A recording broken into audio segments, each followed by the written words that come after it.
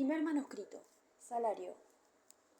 La lucha hostil entre el capitalista y el trabajador determina el salario. La victoria es necesaria para el capitalista.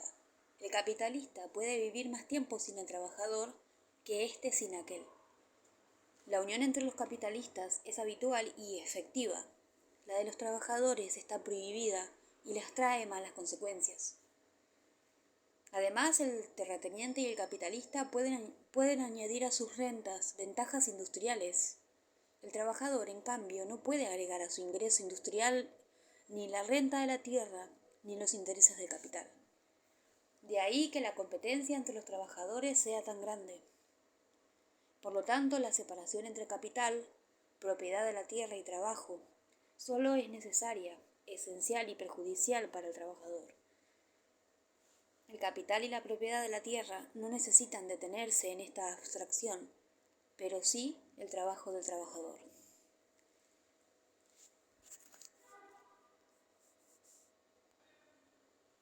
Entonces, para el trabajador es mortal la separación entre el capital, renta de la tierra y trabajo.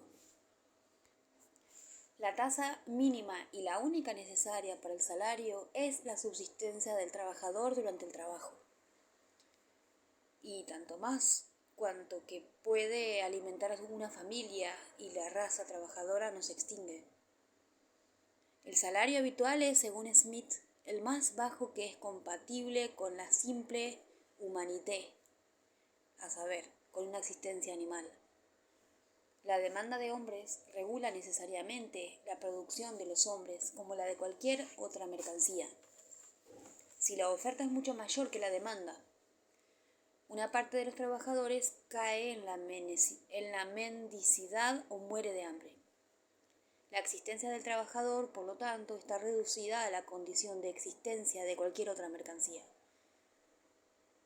El trabajador se ha transformado en una mercancía y tiene suerte si puede venderse. Y la demanda, de la cual depende la vida del trabajador, depende del humor de los ricos y capitalistas. Si la cantidad de la oferta supera la demanda, entonces una de las partes que constituyen el precio, el beneficio, la renta de la tierra, el salario, es pagada por debajo del precio. Una parte de estas determinaciones se sustrae a esta aplicación y de este modo el precio del mercado tiende a aproximarse al precio natural como punto central.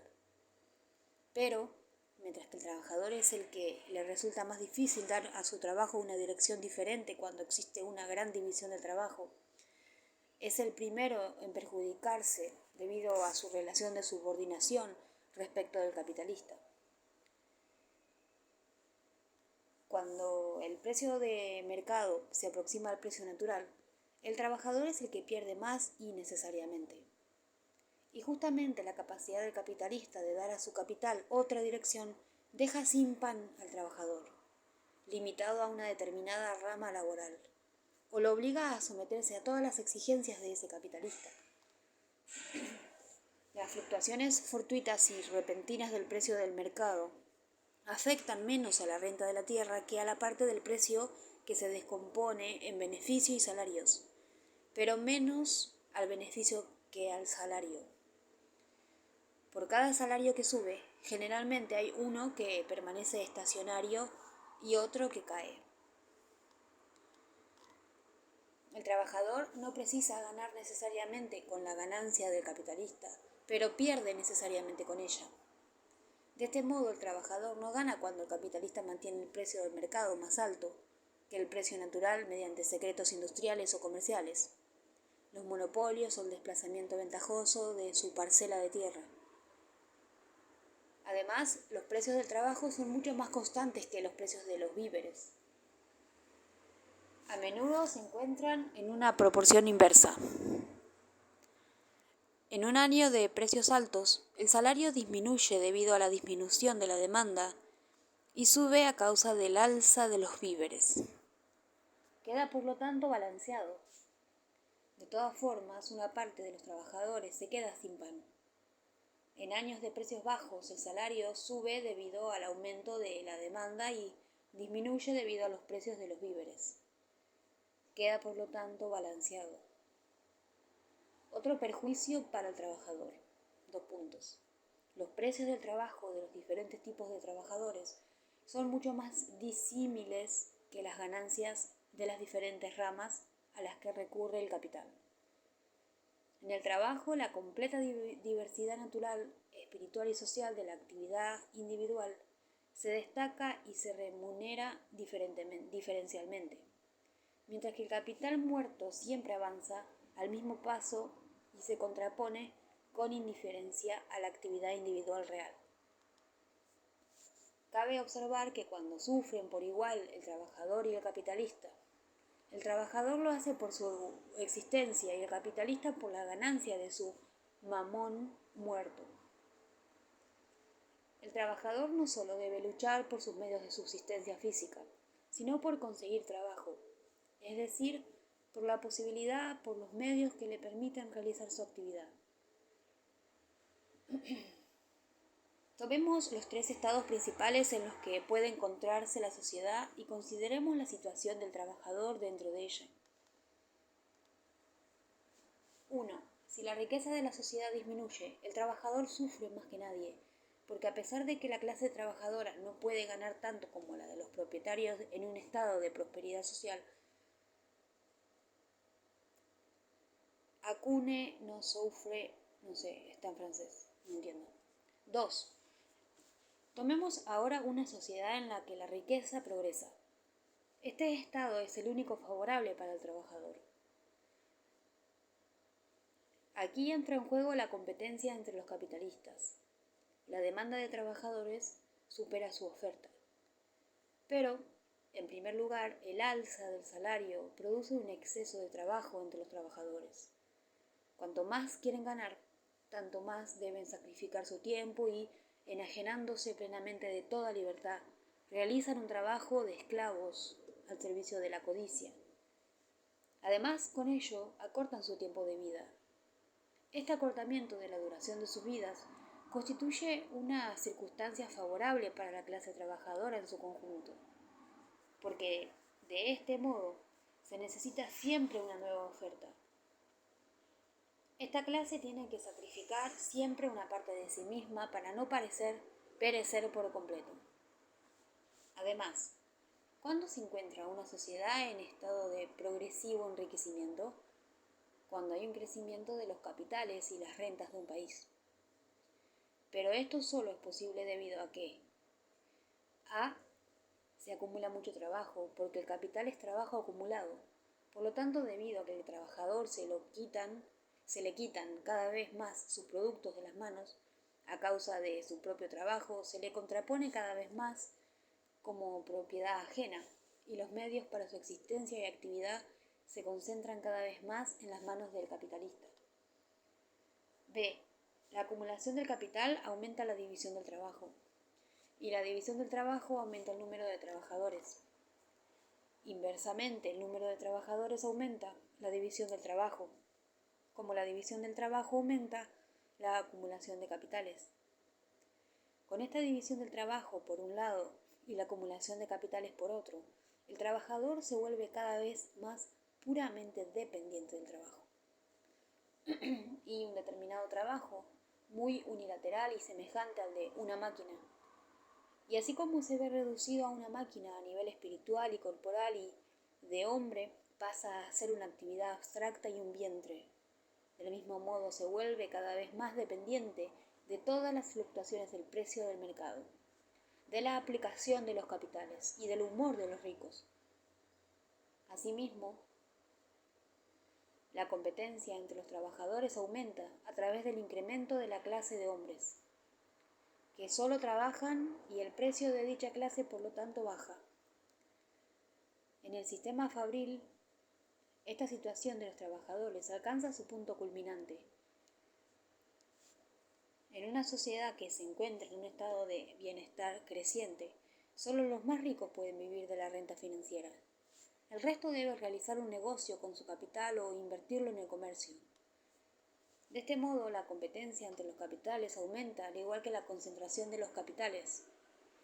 Los grandes capitalistas arruinan a los pequeños, y una parte de los que una vez fueron capitalistas desciende hasta hasta la clase trabajadora, la cual mediante este arribo de nuevos miembros vuelve a sufrir parcialmente una depresión del salario y cae en una mayor dependencia respecto de los pocos grandes capitalistas.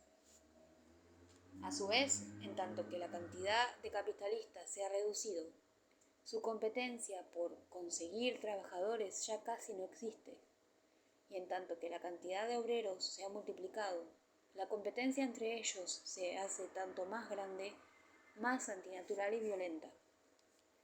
Por eso una parte de la clase trabajadora cae a su vez necesariamente en la mendicidad o en la inanición, así como una parte de los capitalistas medianos en la clase trabajadora. El trabajo alienado. Hemos partido de los presupuestos de la economía política. Hemos aceptado su lenguaje y sus leyes. Dimos por supuestos la propiedad privada, la separación entre trabajo, capital y tierra, y asimismo entre trabajo asalariado, beneficio del capital y renta de la tierra. También admitimos la división del trabajo, la competencia, el concepto de valor de cambio, etc. A partir de la propia economía política, con sus mismas palabras, hemos mostrado que el trabajador se degrada al nivel de una mercancía, y de la mercancía más miserable, que la miseria del trabajador se encuentra en proporción inversa a la fuerza y el volumen de su producción, que el resultado necesario de la competencia es la acumulación del capital en pocas manos, y por ende la restauración, todavía más temible, del monopolio. Finalmente, que desaparece la diferencia entre el capitalista y el rentista, como entre el agricultor y el trabajador de la manufactura, y la entera sociedad debe escindirse en las dos clases de los propietarios y los trabajadores carentes de propiedad. La economía política parte de la propiedad privada como de un hecho elemental. No nos la explica. Concibe el proceso material de la propiedad privada, proceso que ella experimenta en la realidad, bajo fórmulas universales, abstractas, que para ella poseen el valor de leyes. No concibe estas leyes, es decir, no demuestra cómo se derivan estas de la esencia de la propiedad privada. La economía política no nos da información alguna sobre la causa de la separación entre trabajo y capital, entre capital y tierra. Cuando, por ejemplo, determina la relación existente entre el salario y el beneficio del capital, rige para ella, como fundamento último, el interés de los capitalistas. Es decir, da por supuesto lo que debería desarrollar. De igual modo aparece en todas partes la competencia. Esta es explicada a partir de circunstancias externas. La economía política no nos enseña en absoluto en qué medida estas circunstancias externas, aparentemente contingentes, solo son la expresión de una evolución necesaria. Hemos visto de qué modo el propio intercambio se le presenta como un hecho contingente. Las únicas ruedas que el economista político pone en movimiento son la codicia y la guerra entre codiciosos, la competencia. Precisamente porque la economía política no concibe el contexto en el que se despliega el movimiento, no se pudo, por ejemplo, contraponer la teoría sobre la competencia con la teoría acerca del monopolio, la teoría acerca de la libertad de oficios con la teoría acerca de la corporación, la teoría sobre la división de la propiedad de la tierra con la teoría acerca del latifundio, pues competencia, libertad de oficios, división de la propiedad eran desarrolladas y concebidas como consecuencias contingentes, intencionales, violentas, no como efectos necesarios e inevitables, naturales, del monopolio, de la corporación y de la propiedad feudal. Así pues, ahora tenemos que concebir la interrelación esencial existente entre la propiedad privada, la codicia, la separación entre trabajo, capital y propiedad de la tierra, entre intercambio y competencia, entre valor y desvalorización del hombre, entre monopolio y competencia, etc. Tenemos que concebir entonces la interrelación existente entre toda esta alienación y el sistema monetario. A diferencia de lo que hace el economista político, cada vez que procura explicar algo, no nos traslademos a un ficticio estado originario. Un estado semejante no explica nada. El economista solo desplaza la cuestión hacia una lejanía gris, nebulosa.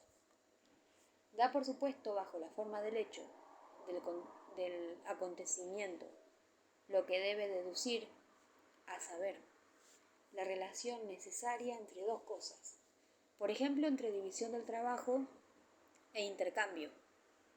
Así la teología explica el origen del mal a partir del pecado original, es decir, da por supuesto como un hecho, bajo la forma de una historia, lo que debe explicar.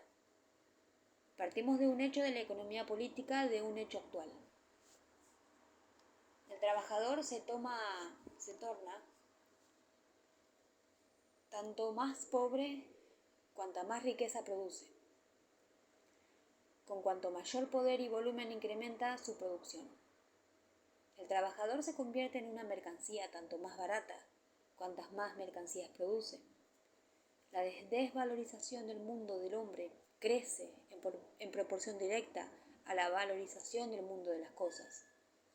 El trabajo no solo produce mercancías, se produce a sí mismo y el trabajador como una mercancía, y por cierto en la proporción en que produce mercancías.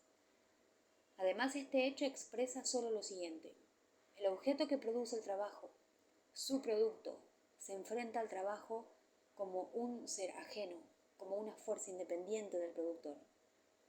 El producto del trabajo es el trabajo que se ha fijado, que se ha materializado en un objeto. Es la objetivación del trabajo. La realización del trabajo es su objetivación. Esta realización del trabajo aparece a nivel de la economía política como desrealización del trabajador. La objetivación como pérdida del objeto y como sometimiento servil a él. La apropiación como alienación, como enajenación. A tal punto la realización del trabajo aparece como desrealización, que el trabajador es desrealizado hasta morir de hambre. A tal punto la objetivación aparece como pérdida del objeto, que el trabajador es despojado de los objetos más necesarios, no solo de la vida, sino también de los objetos de trabajo. Inclusive, el trabajo mismo se convierte en un objeto, del que el trabajador solo puede apropiarse con el mayor esfuerzo y con las más irregulares interrupciones. La apropiación del objeto aparece a tal punto como alienación, que cuantos más objetos produce el trabajador, tanto menos puede poseer, y tanto más se encuentra sometido al demonio de su producto, del capital. En la determinación según la cual el trabajador se relaciona con el producto de su trabajo, como con un objeto ajeno, residen todas estas consecuencias. Pues, de acuerdo con esta presuposición, es claro que cuanto más se ejercita el trabajador, tanto más poderoso se torna el mundo ajeno, objetivo, que crea ante sí, tanto más pobre se torna él mismo, su mundo interior. Es tanto menos dueño de sí mismo. Ocurre lo mismo con la religión. Cuanto más pone el hombre en Dios, tanto menos retiene en sí mismo. El trabajador pone su vida en el objeto, pero aquella ya no le pertenece a él, sino al objeto. Cuanto mayor es, pues, esa actividad, tanto más desprovisto de objetos se encuentra el trabajador. Lo que es el producto de su trabajo no lo es él. Cuanto mayor es, pues, este producto, tanto menor es el trabajador mismo. La enajenación del trabajador en su producto significa no solo que el trabajo de aquel se convierte en un objeto, en una existencia externa, sino también que el trabajo existe fuera de él, como algo independiente, ajeno a él, se convierte en una fuerza autónoma de él. Significa que aquella vida que el trabajador ha concedido al objeto se le enfrenta como algo hostil y ajeno.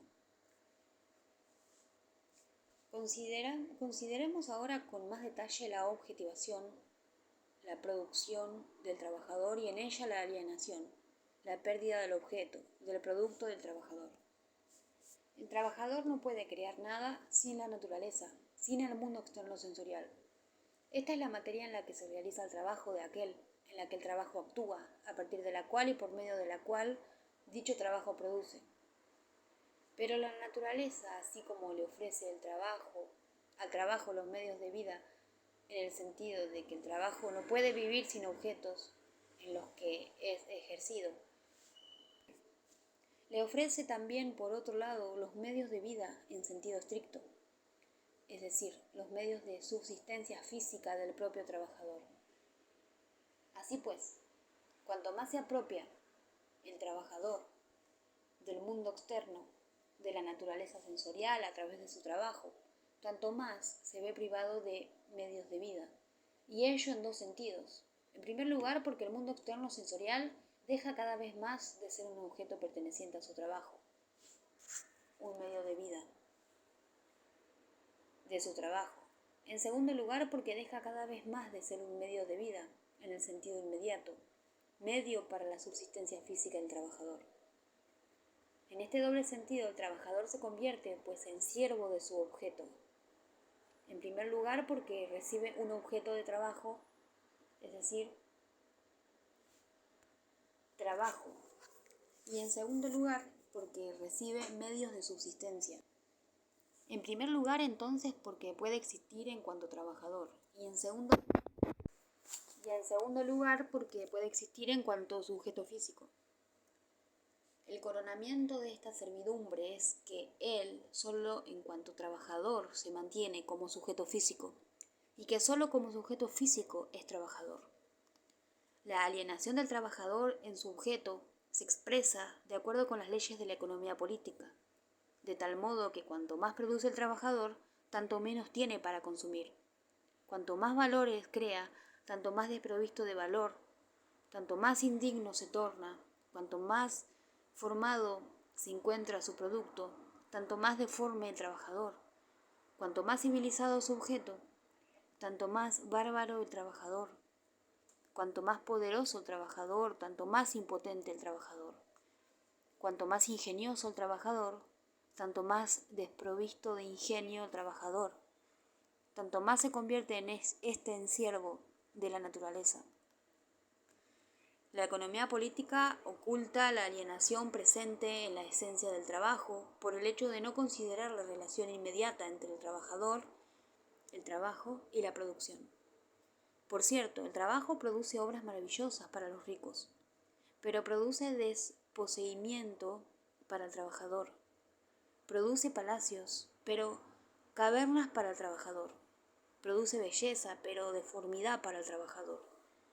Suprime trabajo introduciendo máquinas, pero hace retroceder a una parte de los trabajadores a un trabajo bárbaro, en tanto convierte a la otra parte en máquina. Produce espíritu, pero produce estupidez, cretinismo para el trabajador.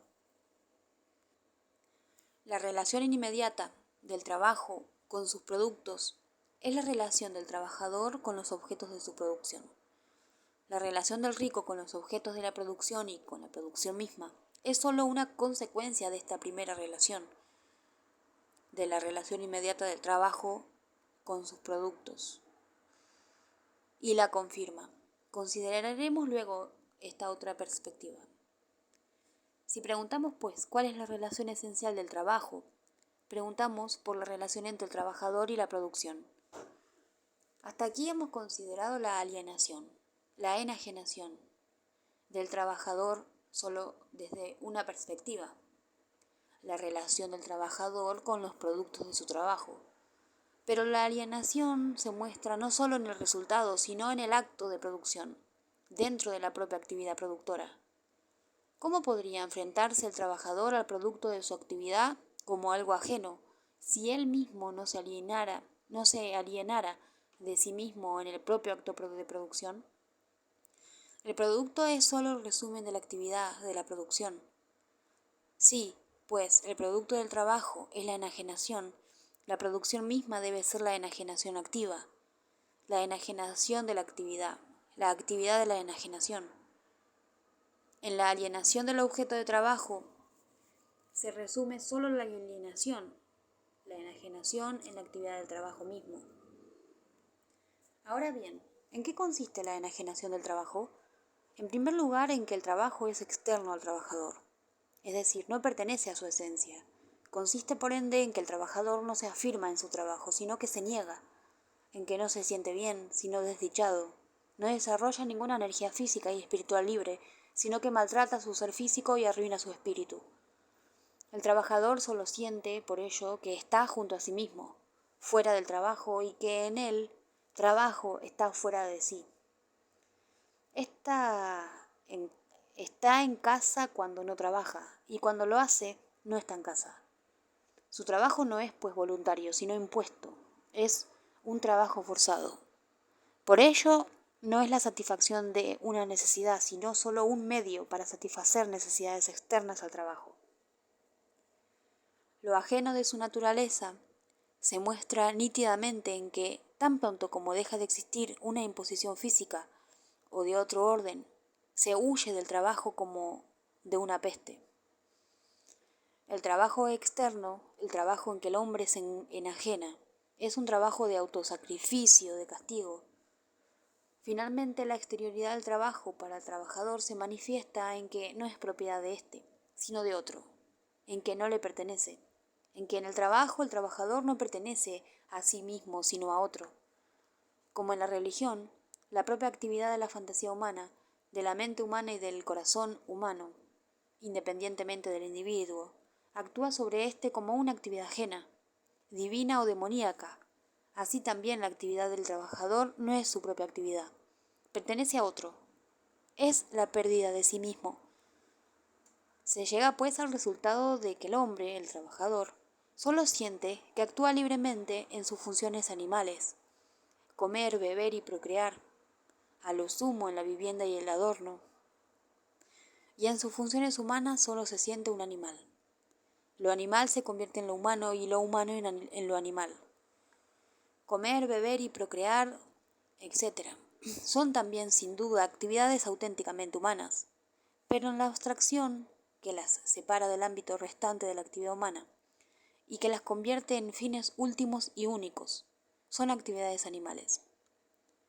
Hemos considerado el acto de la alienación de la actividad humana práctica, el trabajo, desde dos perspectivas. Uno, la relación del trabajador con el producto del trabajo, como un objeto ajeno y que lo domina. Esta relación es, al mismo tiempo, la relación con el mundo externo sensorial, con los objetos naturales, como un mundo ajeno, hostilmente contrapuesto al trabajador. 2. La relación del trabajo con el acto de producción dentro del trabajo. Esta relación es la que existe entre el trabajador y su propia actividad como algo ajeno, que no le pertenece. La actividad como padecimiento, la fuerza como impotencia, el engendramiento como castración, la propia energía física y espiritual del trabajador, su vida personal. Pues, ¿qué es la vida sino actividad? Como una actividad vuelta en su contra, independiente de él, que no le pertenece. La autoalienación como más arriba, la alienación de la cosa. Ahora tenemos que extraer una tercera determinación del trabajo alienado a partir de las dos anteriores. El hombre es un ser genérico, no solo porque practica y teóricamente convierte un objeto en objeto suyo al género, tanto al propio como al de las restantes cosas, sino también, y esto es solo otra expresión para la misma idea, porque se relaciona consigo mismo como con el género actual y vivo, porque se relaciona consigo mismo como un ser universal y por ello libre.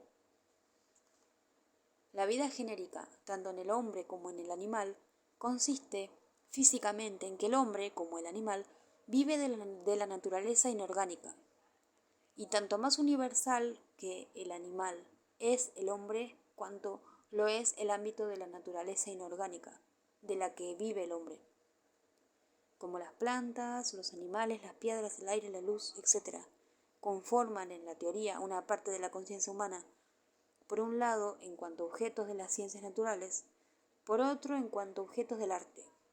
Su naturaleza inorgánica espiritual, medios de vida espirituales, que debe preparar en primer término para luego saborearlos y digerirlos. También conforman en la práctica una parte de la vida humana y de la actividad humana. Físicamente, el hombre vive solo de estos productos naturales, ya sea que aparezcan bajo la forma de alimento, calefacción, vestimenta, vivienda, etc. La universalidad del hombre aparece en la práctica precisamente en la universalidad que hace de la naturaleza todo su cuerpo inorgánico, tanto en la medida en que ésta, uno, es un medio de vida inmediato, como en la medida en que, dos, es la materia, el objeto y la herramienta de su actividad vital. La naturaleza es el cuerpo inorgánico del hombre, es decir, la naturaleza en cuanto no es ella misma el cuerpo humano. El hombre vive de la naturaleza. Esto quiere decir que la naturaleza es su cuerpo, con el que debe permanecer en un proceso continuo a fin de no perecer. El hecho de que la vida física y espiritual del hombre depende de la naturaleza no significa otra cosa sino que la naturaleza se relaciona consigo misma, ya que el hombre es una parte de la naturaleza. En la medida en que aliena al hombre de la naturaleza, uno de la naturaleza, dos de sí mismo, de su función activa, de su actividad vital, el trabajo alienado también aliena al hombre del género. Hace que para el hombre la vida genérica se convierta en medio de la vida individual. En primer lugar, aliena la vida genérica y la vida individual, y en segundo lugar, convierte la segunda en su abstracción, en fin de la primera. También esta es su forma abstracta y alienada. Pues en primer lugar, el trabajo, la actividad vital, la vida productiva misma, se le aparece al hombre solo como un medio para la satisfacción de una necesidad, la necesidad de conservación de la existencia física.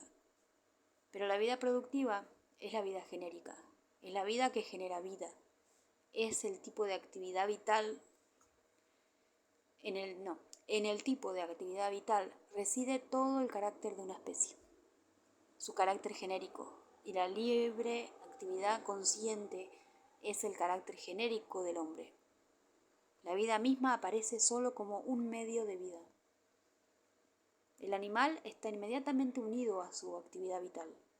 No se diferencia de ella, es ella. El hombre convierte su actividad vital misma en objeto de su voluntad y de su conciencia. Tiene una actividad vital consciente. No es una determinación con la que coincide inmediatamente. La actividad vital consciente diferencia inmediatamente al hombre de la actividad vital animal. Precisamente por ello es un ser genérico, o es solo un ser consciente, es decir, su propia vida es para el objeto. Precisamente porque es un ser genérico. Solo por eso su actividad es actividad libre. El trabajo alienado invierte la relación y hace que el hombre, precisamente porque es un ser consciente, convierta su actividad vital, un ser, en mero medio para su existencia.